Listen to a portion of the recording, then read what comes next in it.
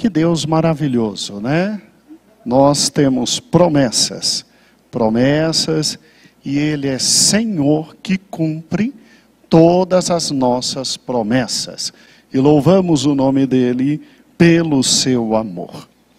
Amados irmãos, nós estamos em Êxodo capítulo 20, e na quarta-feira passada, meu sobrinho, evangelista da igreja, né?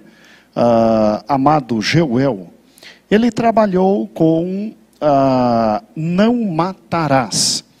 E Geuelzinho trabalhou com não matarás à luz do Velho Testamento. Então incumbe a nós hoje trabalharmos com não matarás à luz do Novo Testamento. E se houver tempo, vamos conversar sobre alguns pontos delicados desta questão relacionada ao não matarás. Amém?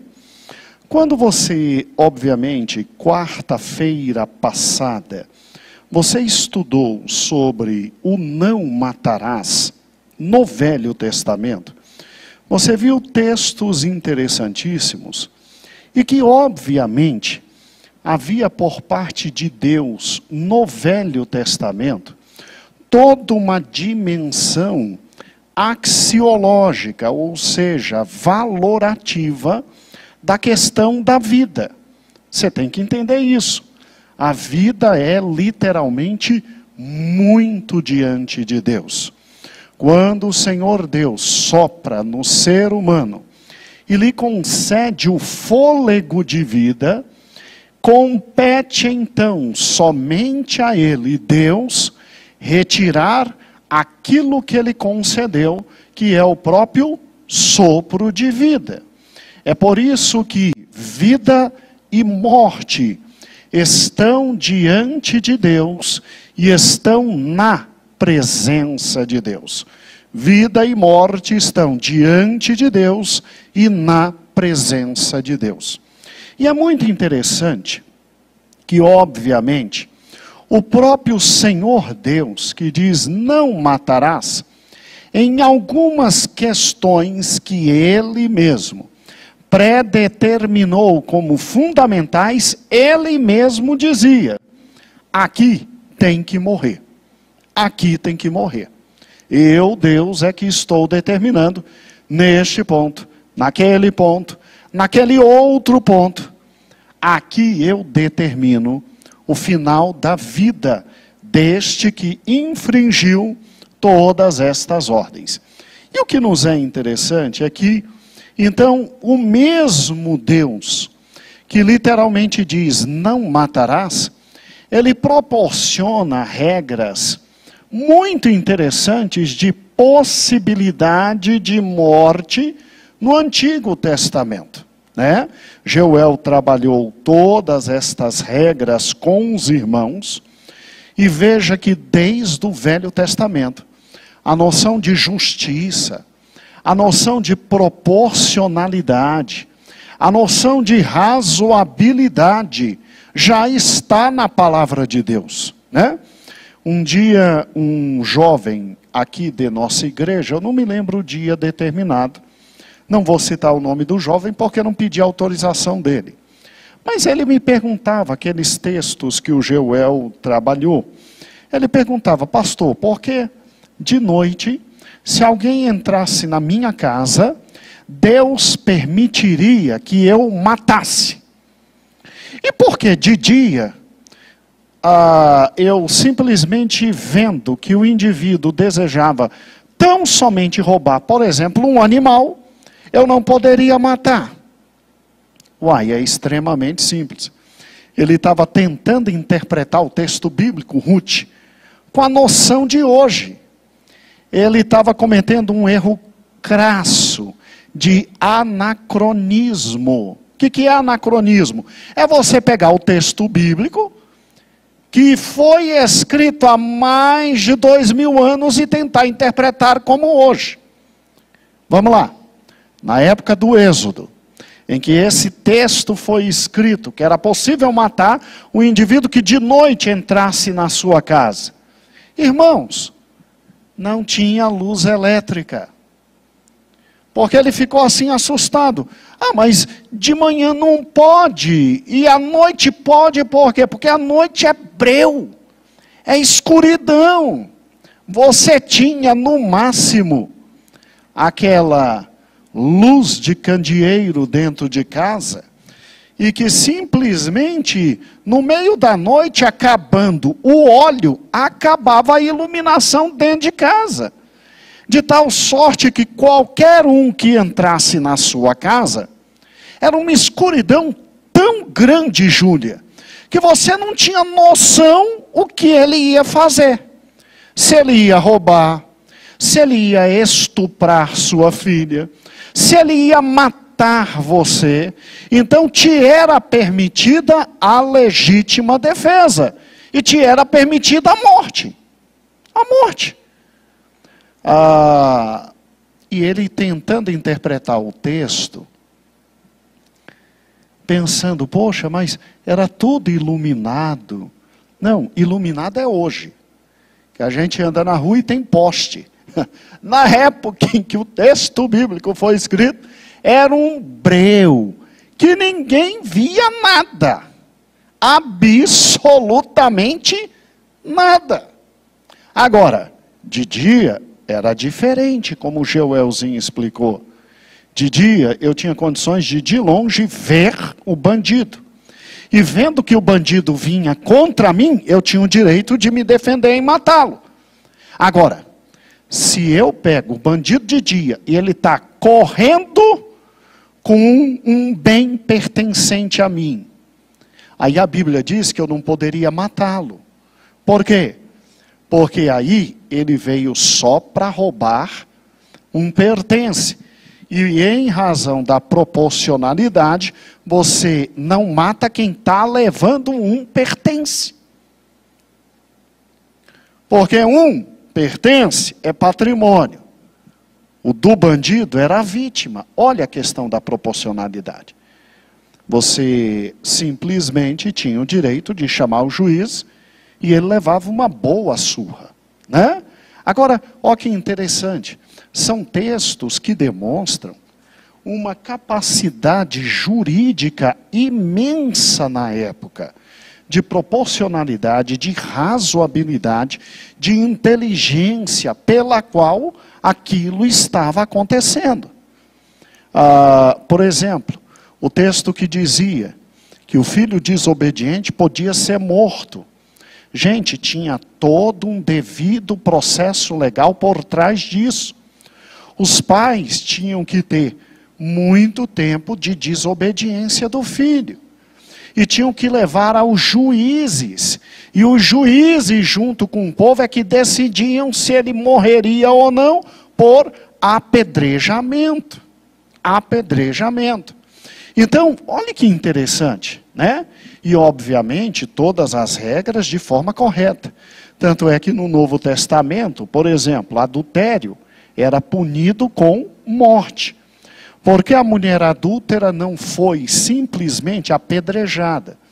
Porque Jesus, quando disse, olha, quem não tem pecado, que lance a primeira pedra, Jesus estava dizendo, na verdade, o que para os judeus? O que eles interpretaram?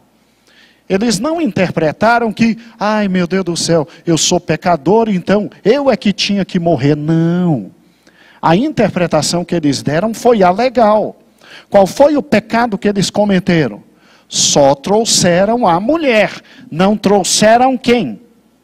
O homem. E a lei diz que era para trazer os dois, para os dois serem o quê? Apedrejados. E aí Jesus disse, ó, presta atenção. Quem não tem pecado, lance a primeira pedra. Jesus está dizendo, como é que vocês querem matar esta mulher se não está aqui o marido? Vocês não podem fazer, porque não estão cumprindo a lei. Vocês, de forma pecaminosa, estão simplesmente só trazendo a mulher, quando tinham que trazer os dois pecadores.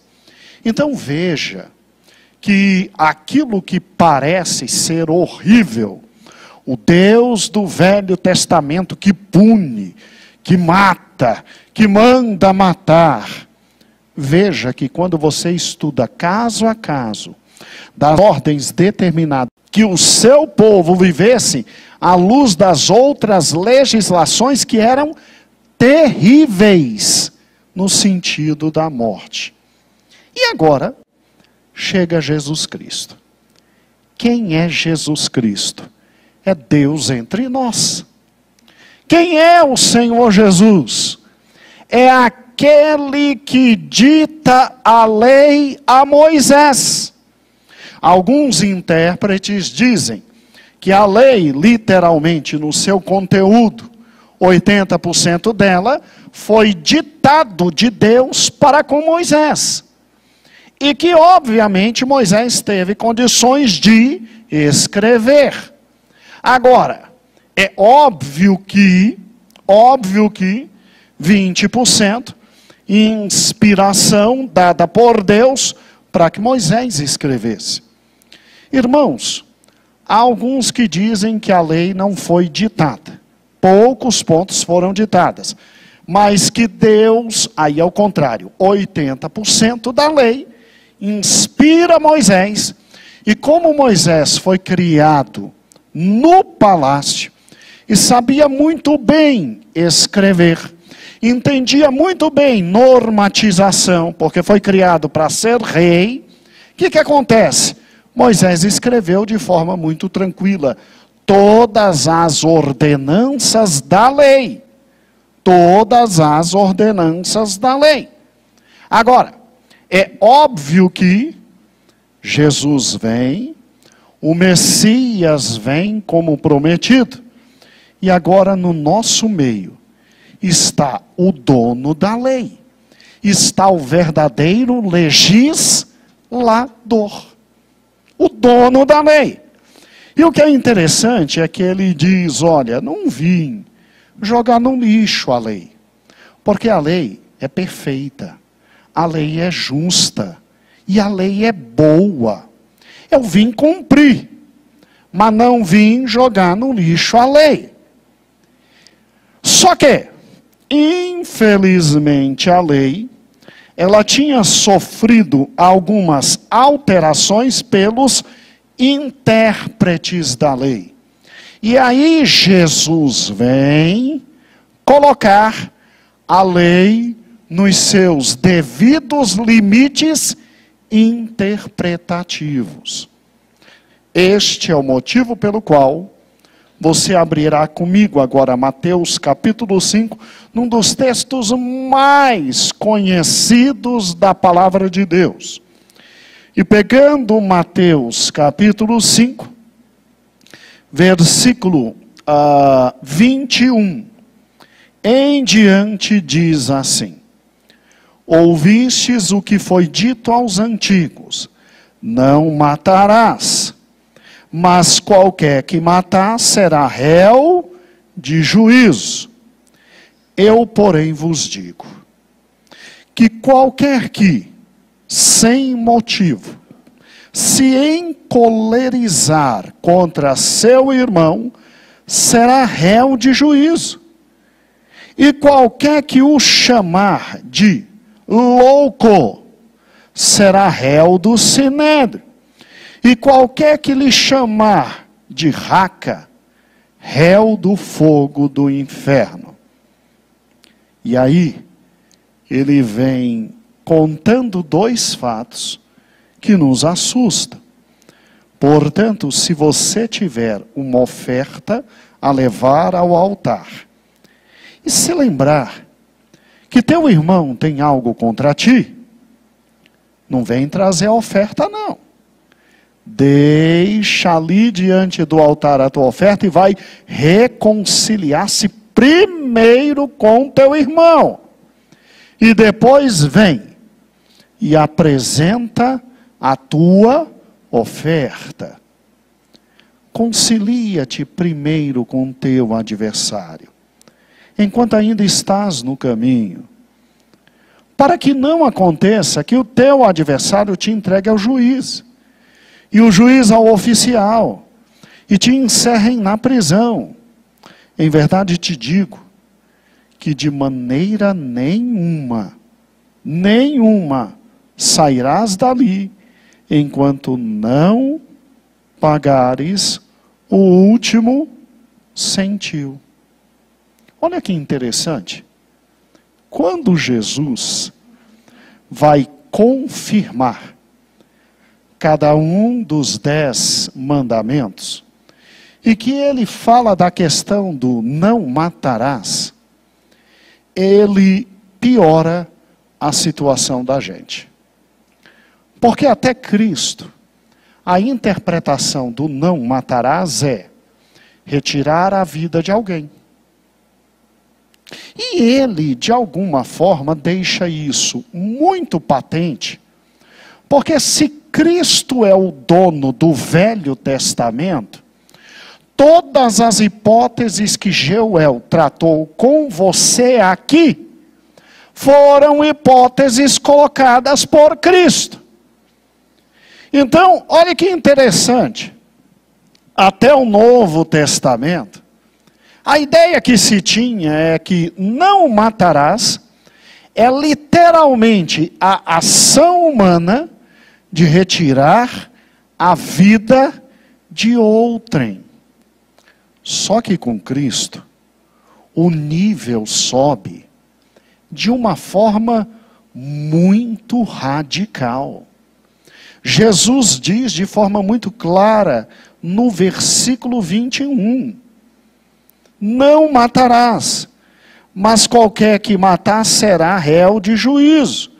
Eu, porém, vos digo que qualquer que sem motivo já se irar, já se encolerizar contra seu irmão, já fez besteira, já está na fria, já não vai escapar do juízo divino.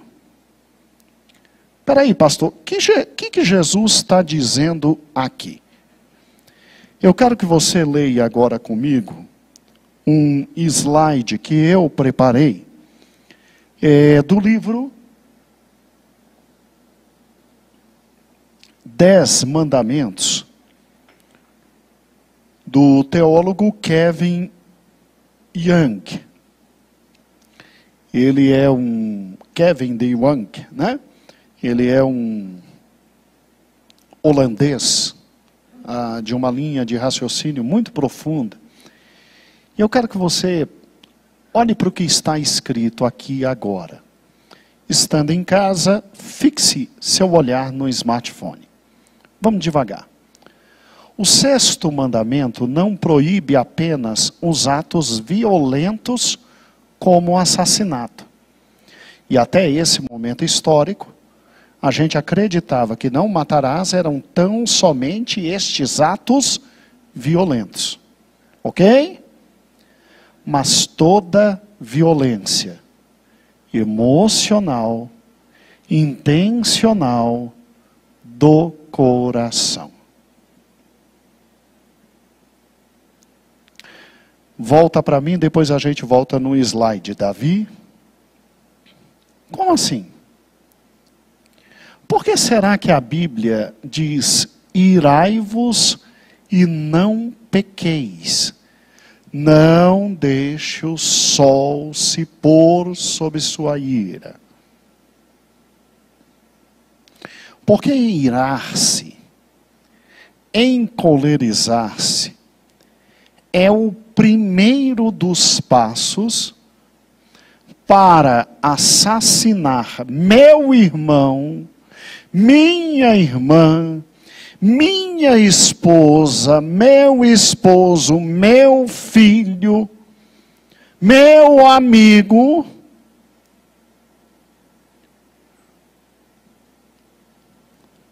com algo terrível, a minha língua. A minha língua. Falando sério, pastor? Sim. Irmãos, por mais que você seja calmo, manso, pacífico, em algum momento, você vai atingir aquilo que, brincando, todo mundo chama de o fim do pavio. E aí você tem uma série de pessoas. Você tem aquele que é pavio curto. O pavio curto é aquele que atinge o nível de ira máxima em rápidos 5 a 10 segundos. Aí você tem aquele que é pavio mediano e que aguenta ali uns 5 a 1 hora. E você tem aquele que é pavio longo, demora dias para se irar. É muito interessante esse tipo de pessoa, porque quem é pavio curto se ira rapidamente, mas rapidamente a sua ira passa. O pavio médio, ele se ira e com calma vai passando. Agora, aquele que é calmo por natureza, quando ele entra numa briga, é aquela velha piada. Ele dá um boi para não entrar, mas também dá uma boiada para não sair. E o que Cristo está dizendo é, você é meu discípulo, você vai dar um boi para não entrar na ira. E vai dar uma boiada inteira para dela sair. É exatamente isso que Cristo está dizendo. Porque irar-se é da natureza humana. Colerizar-se é da natureza humana. Agora, o que eu vou fazer com a ira e com a cólera é que é o problema. O assassinato vem com a consequência e os atos posteriores à ira e à cólera. Porque você tem que ler o texto de Mateus junto com irai-vos e não pequeis. Porque perder a paciência é de um segundo para outro. Agora, ir para cima do meu irmão em razão da perda da paciência, aí é outra história. Então, olha que interessante. Voltando ao nosso querido slide. Me ajude. Então, assassinato não é só o ato violento que tira a vida do meu irmão, mas toda a violência emocional e intencional do coração. Podemos estar totalmente livres de cometer assassinatos, mas mesmo assim teremos que enfrentar a ira de Deus, caso nossa vida seja pautada pela ira, amargura, insultos, injúria e raiva. Foi isso que o Senhor Jesus falou. Exatamente isso que o Senhor Jesus disse. Pode voltar para mim. Olha que interessante. O Senhor quer de nós o fruto do Espírito, do autocontrole. O Senhor quer de nós o fruto do Espírito, do controle pessoal. É lógico que um dia, ou outro na vida, a gente acaba perdendo o controle. E aí até Deus tem misericórdia da gente, porque Deus nos cerca numa circunstância, onde a misericórdia dele evita que a gente faça a besteira. Está compreendendo? A misericórdia dele evita que a gente faça a besteira. Agora, se eu sempre sou pautado pela ira, pela raiva, perco a paciência toda hora e sempre me descontrolo, aí, meu irmão, mais cedo ou mais tarde, eu vou responder por alguma palavra errada, algum ato inconsciente, algum proceder imediatamente fora da noção que eu fiz. A vida é muito simples, irmão. É muito simples. A vida é autocontrole sempre. Vamos lá. Vou exemplificar isso de forma muito tranquila. Se você toda noite fecha a sua casa, é porque você sabe que tem bandido. E aí você ajoelha, ora, e está com a casa trancada. Você sabe perfeitamente que se o bandido quiser, ele entra. Ele entra.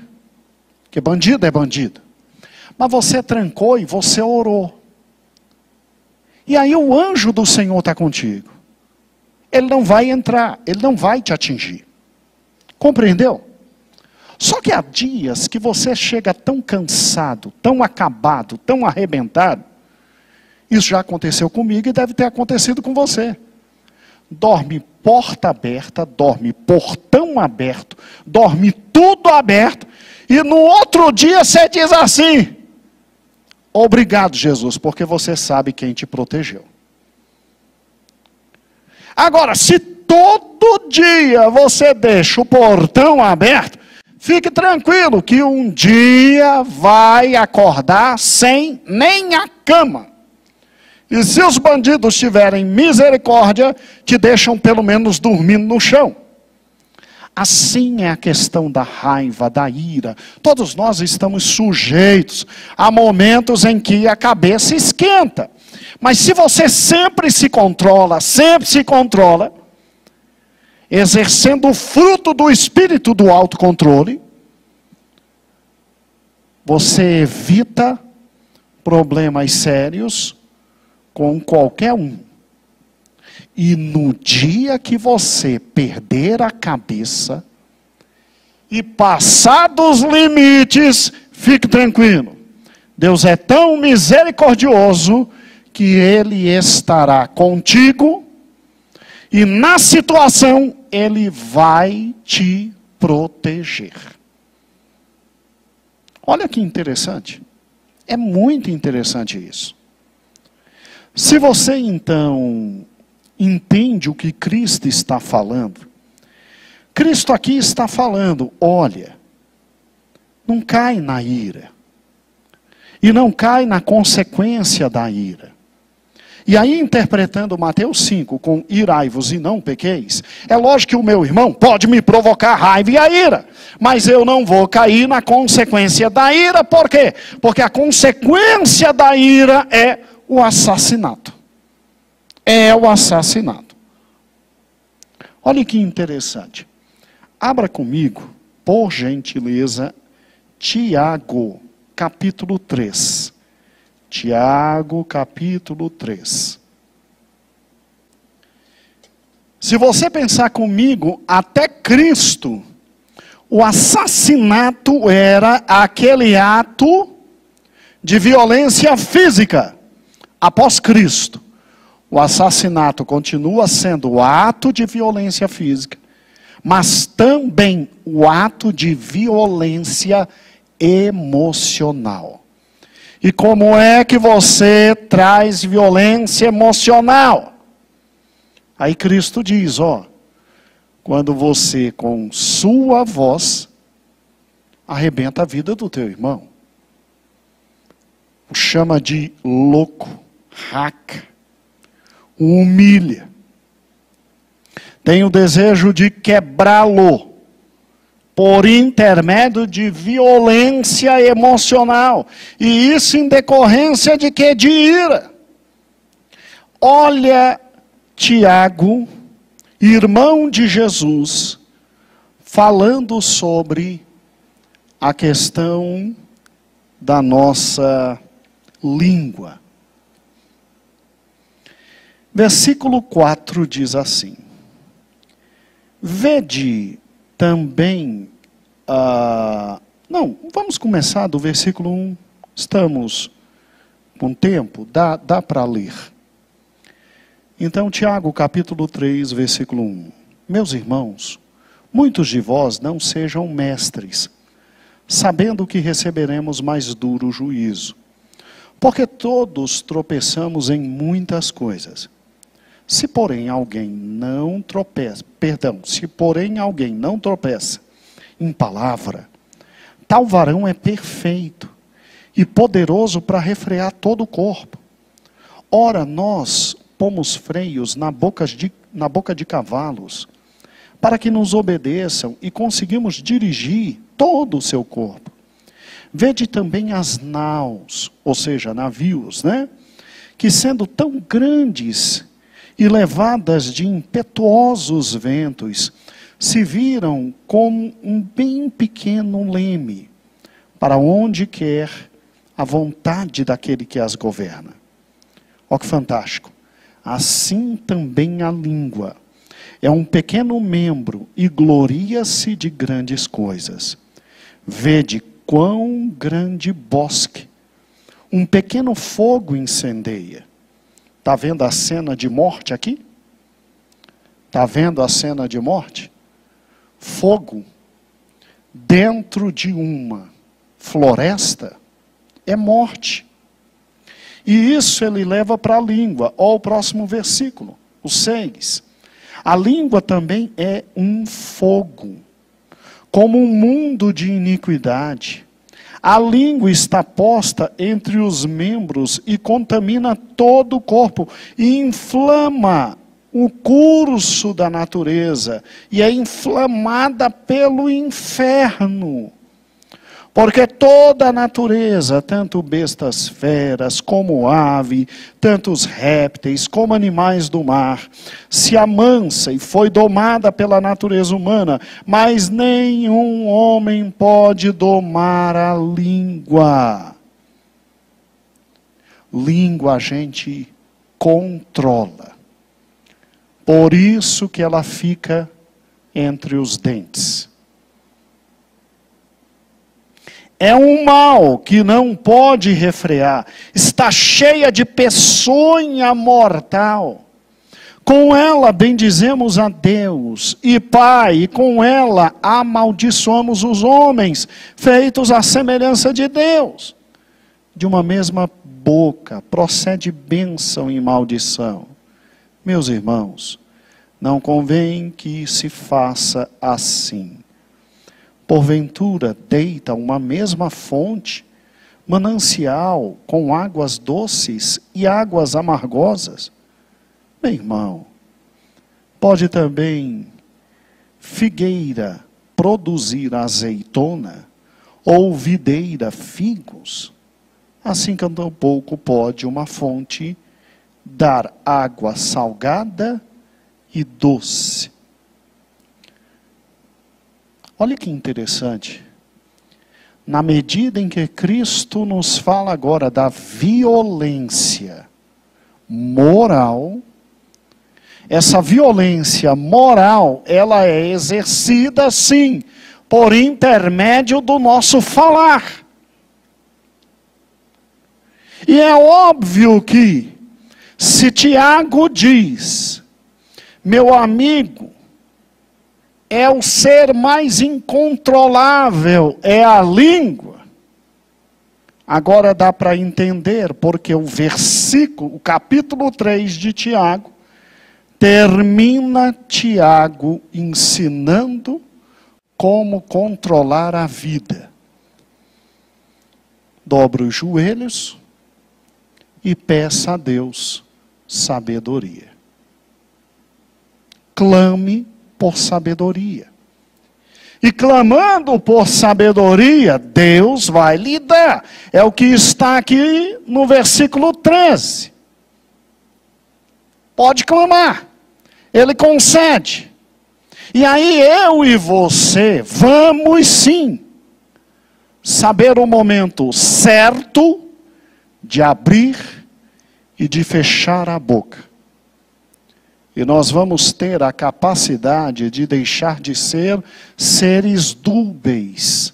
Ou seja, porque na natureza, que é a natureza, de uma mesma fonte não sai água doce e salgada, mas de um ser humano, é possível sair 5 minutos depois de uma palavra de lisonjeio, uma palavra de morte. Talvez pedindo sabedoria a Deus, o Senhor nos ensine a abrir a boca no momento certo, fechar a boca no momento certo. e literalmente, como membros do corpo dele, trazer ao mundo o que ele sempre trouxe: edificação. Edificação. Então, amados irmãos, olha que interessante. Quem não consegue controlar a língua e é assassino, segundo a palavra de Deus, peça ao Senhor sabedoria. Diga: Senhor, tem misericórdia de mim. Me ensina a falar, Senhor. Me ensina a fechar a boca quando eu tenho que fechar. Me ensina a repreender meu irmão com amor, com carinho, com misericórdia. Sabe por quê, irmãos? Por uma razão simples. Quando a gente volta lá em Mateus capítulo 5, temos algo muito sério aqui. Extremamente sério.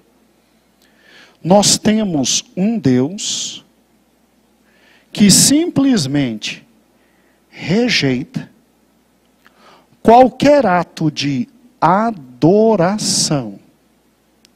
Não é para voltar. Isso, filhão. Era o texto bíblico. Obrigado.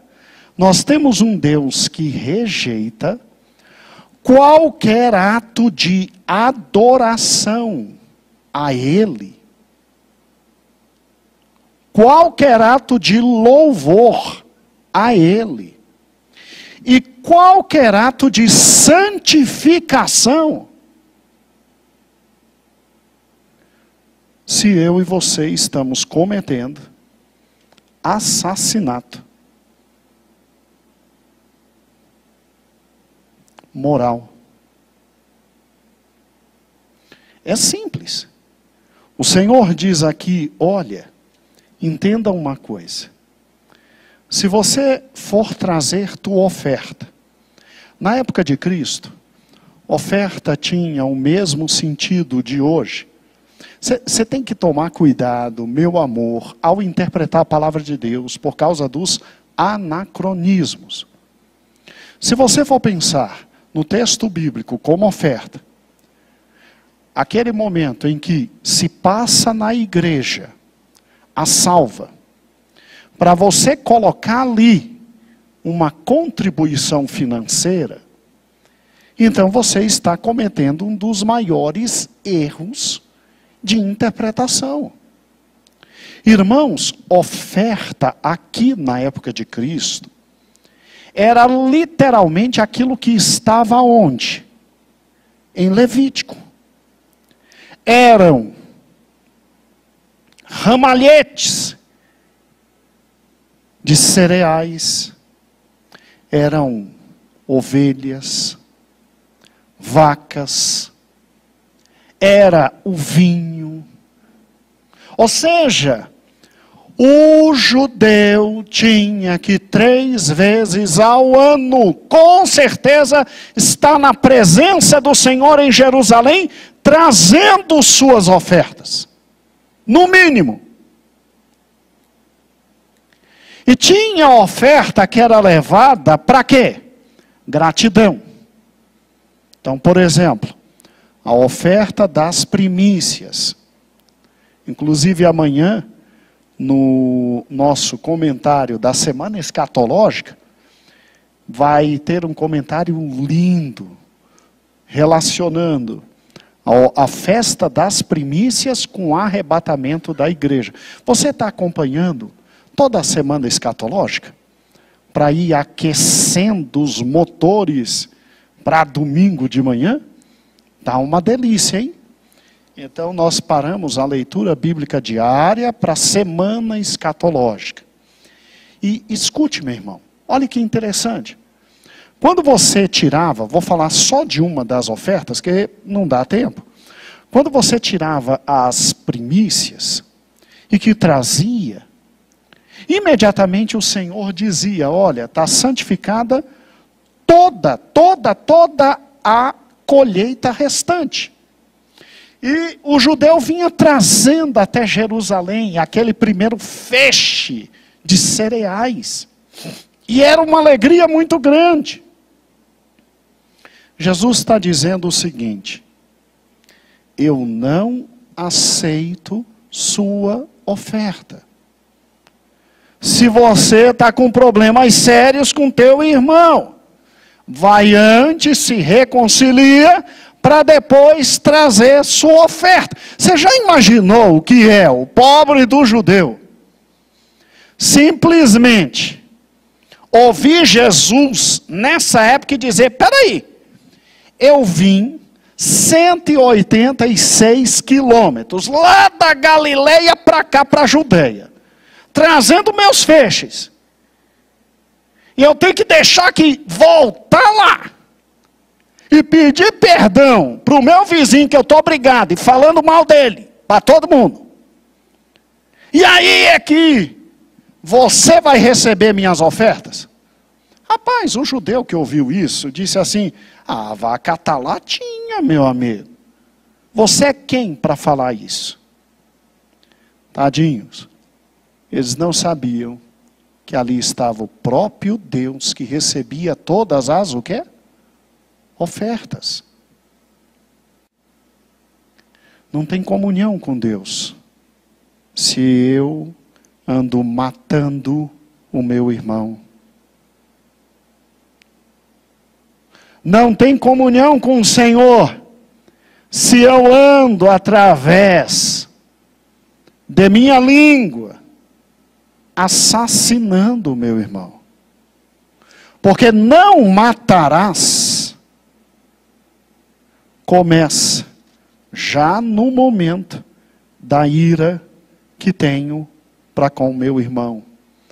Mas se vem o momento da ira e eu me controlo, eu peço perdão a Deus e eu acabo com aquilo, aí eu não pus o sol sobre minha ira.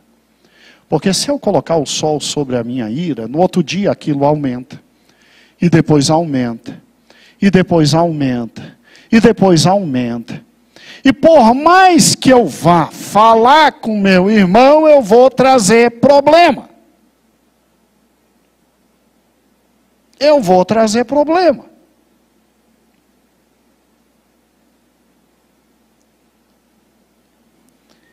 Eu tenho um costume comigo. Toda vez que alguém me agride, eu simplesmente digo: Senhor, tem misericórdia do meu coração para eu não guardar isso. Agora, quando eu vejo que a agressão é para com a igreja, o ministério, aí normalmente eu trabalho de forma diferente. Eu ligo e converso com a pessoa e digo: meu irmão, o que está acontecendo? O que foi que houve? É isso mesmo. Porque eu também posso estar interpretando errado. Você entendeu? As pessoas escrevem, falam, dizem. E às vezes a gente interpreta errado. E quando você senta e conversa com um irmão seu, ele te explica. E ele pode dizer: não, eu quis agredir mesmo, eu quis jogar na cara exatamente isso, isso, isso. Mas ele pode dizer: não, há uma interpretação errada. E aí você, meu irmão, você tem que ser sério o suficiente para dizer: então, eu te perdoo porque eu te interpretei errado, e você me perdoe porque eu estava te interpretando errado. E a coisa morre por ali. Se for preciso depois conversar um pouco mais, conversa um pouco mais, dialoga um pouco mais. Mas não pode deixar a ira se estabelecer. Já conversa logo. Fala logo. Pastor, eu fiquei preocupado com um detalhe. Tá, que detalhe? O meu WhatsApp, pastor. Tá, que tem o teu WhatsApp? Bem, pelo texto de Mateus capítulo 5, se realmente é verdade o que Cristo diz aqui, ouvistes o que foi dito aos antigos, não matarás. Versículo 22, eu porém vos digo, qualquer que sem motivo se encolerizar contra seu irmão, já é réu de juízo. E aí parte para o segundo campo, e chamar seu irmão de raca, já é réu do sinédrio.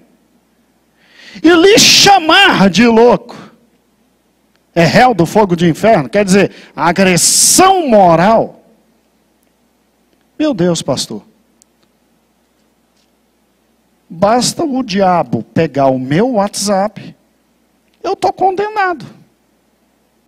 O diabo não precisa de mais nada, a não ser um print do meu WhatsApp.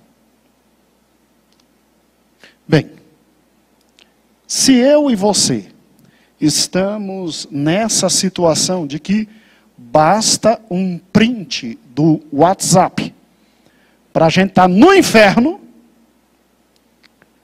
então louvado seja o nome do Senhor esta noite.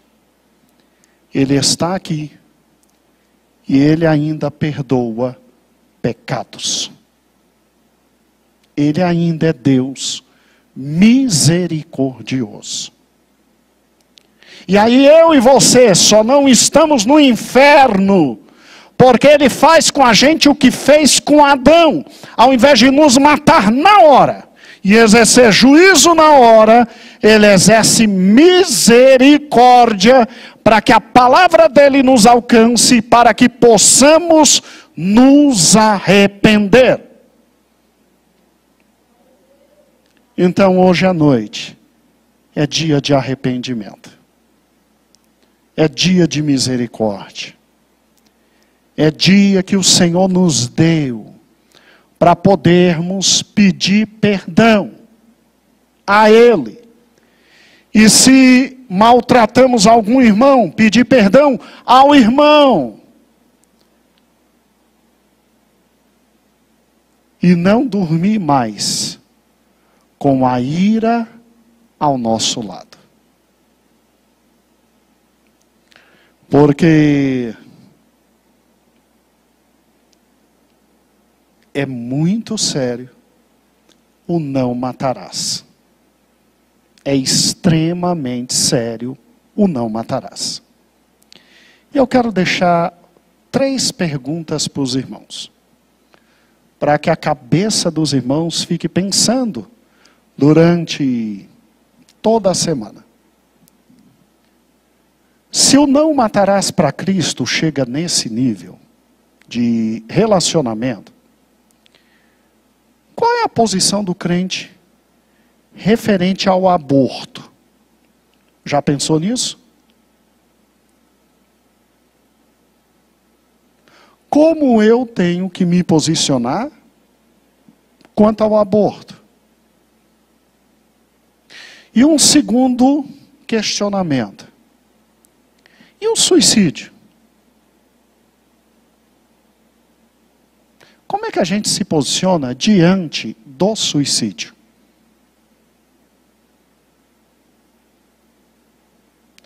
E quer ver o pior de todos?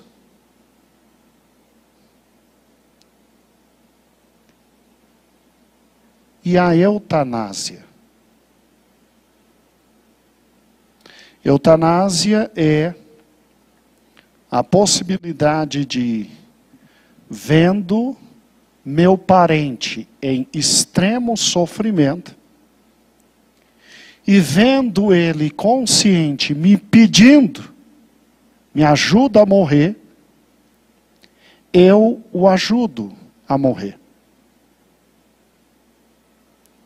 Olha que interessante, para que você tenha entendimento, um dos países mais sérios do mundo, após a reforma protestante, que é a Holanda.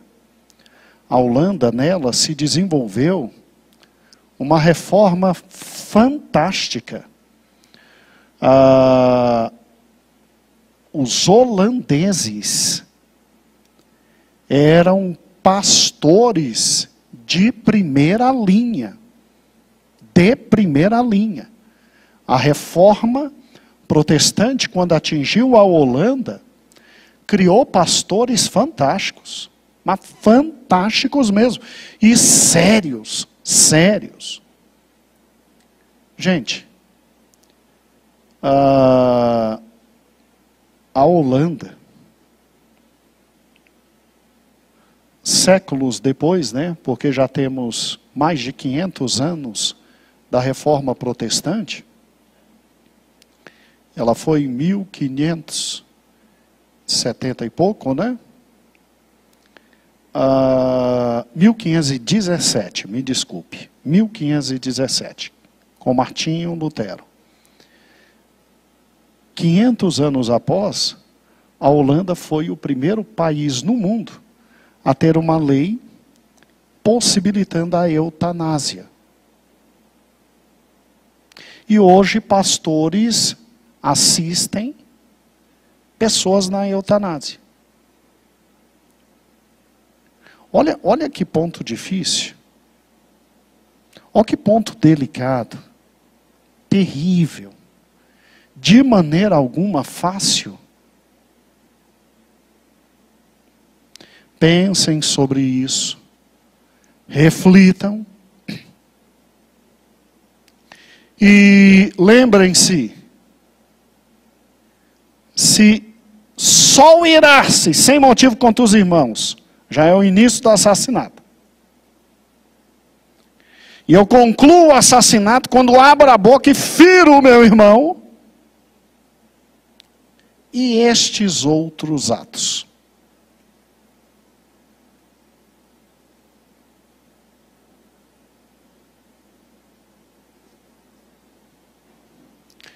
Ninguém condene alguém por ter feito o aborto, por ter tentado o suicídio, ou por ter participado de eutanásia. Ninguém condene. O irmão me compreende? Mas são assuntos que você tem que estudar, ler e entender. Até porque nós estamos no mês de setembro, e todo o mês de setembro se tornou um momento histórico para se debater o suicídio. Você sabe por que setembro se tornou um mês histórico para se debater o suicídio? Porque hoje no mundo, a cada 4 minutos, uma pessoa tira a vida. É estatística de hoje. Tem gente que fala, não em minutos, mas talvez em segundos. É lógico que ninguém vai difundir estatísticas sobre suicídio, por uma razão simples, você não tem que incentivar. Você chega a esconder a notícia para não incentivar a outros. O que tem de servidor público, hoje tentando suicídio, filhos, pais, mães. Tivemos aqui no Gama, algumas semanas atrás, um momento muito difícil. Inclusive no prédio onde alguns dos nossos irmãos moraram. Não, moram. Então pense sobre isso, ore, reflita. E fica uma palavra de Deus para o teu coração. Escute. Muitas das questões envolvendo a morte não é aquela morte absolutamente consciente. Tem muito de doença. Tem muito de doença. E coloque uma coisa no coração. Deus nos deu médicos. Deus nos deu médicos. O maior pregador de todos os tempos Charles Spurgeon. Ele tinha meses de depressão, em que tinha que ficar recolhido, se tratando. E a igreja nunca o abandonou. A igreja pagava o salário dele em dias. E ele ficava meses se tratando. Depois, quando voltava, voltava com toda a energia. E foi simplesmente chamado de um príncipe dos pregadores. Um dos homens mais piedosos de todo o tempo. Então, é doença também. Há problemas espirituais? Há. Mas em todos os casos, é só problema espiritual? Não. Certa vez me perguntaram se quando um depressivo com potencial capacidade de suicídio,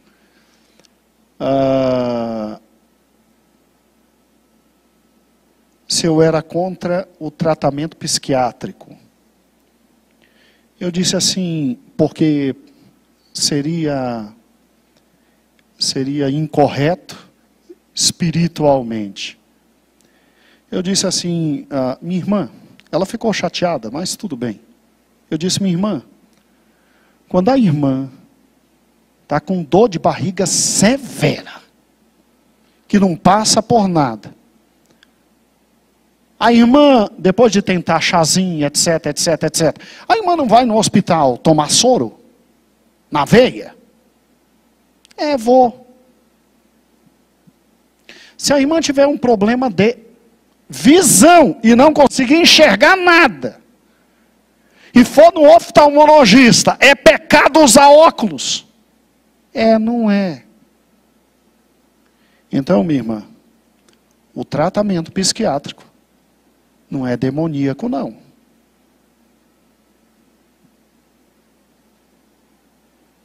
É simples.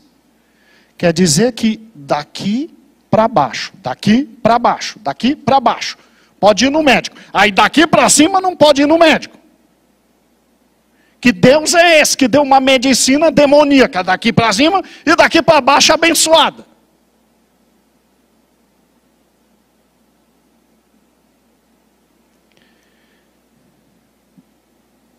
Mas servo de Deus não fica depressivo. É?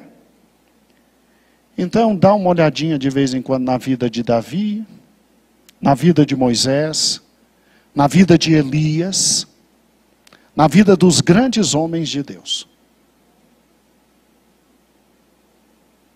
E você verá que você só vai ter um corpo glorificado e nunca mais atingido pelas consequências do pecado, ou se Jesus voltar e a gente for transformado agora, ou se indo para a sepultura, quando ele voltar, a gente ressuscitar. Até lá, irmãos, confiemos, pois, na graça, na misericórdia e no amor de Deus, que também são demonstrados pelos profissionais da saúde.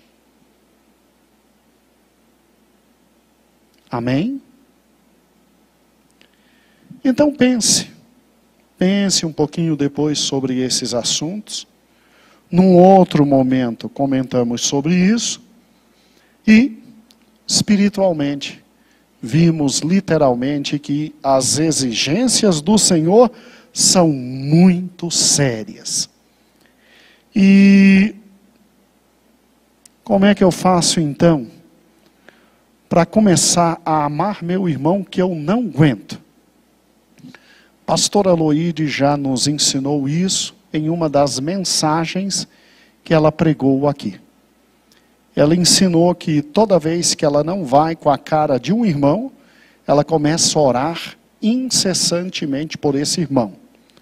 E ela ora por esse irmão, para Deus abençoar, e ora para Deus abençoar, e ora para Deus abençoar. E ela mal viu, já está amando esse irmão. Nossa pastora tem esta dica. E eu acho que é a dica de alguém que já passou por isso. Hoje não precisa mais passar por esse tipo de coisa. Mas quer amar o irmão? Porque se não ama o irmão que vê, não vem dizer que ama o Senhor que não vê, né? Quer amar? Começa a orar por ele. Senhor, abençoa. Senhor, eu acho ele insuportável, mas abençoa. Senhor, eu estou sendo verdadeiro. Ele é chato, mas abençoa. Ah, a mamãe já está avisando aqui, ó. Me dá amor por ele. Me dá amor por ele. Aí, irmãos, a gente vai acabar com os assassinatos à luz da palavra de Deus. E o Senhor terá misericórdia de nós. Mas pastor, ele não conserta nunca. Ela não conserta.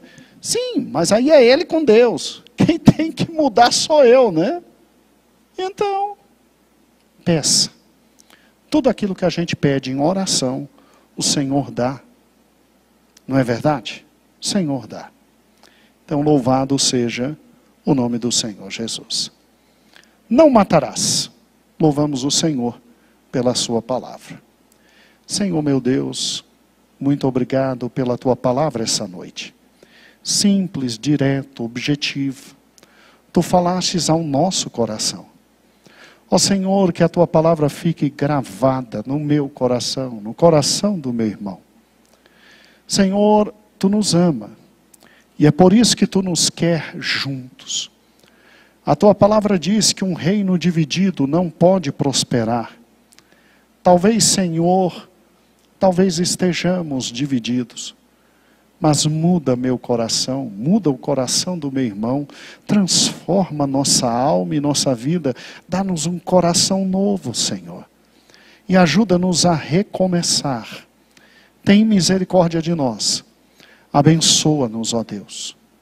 Ajuda-nos a dominar nossa língua, para não cometermos assassinatos, ó Deus, de índole moral, porque para ti o assassinato não é somente físico.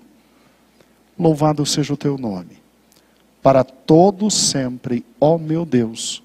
Amém, amém e amém. Glória a Deus.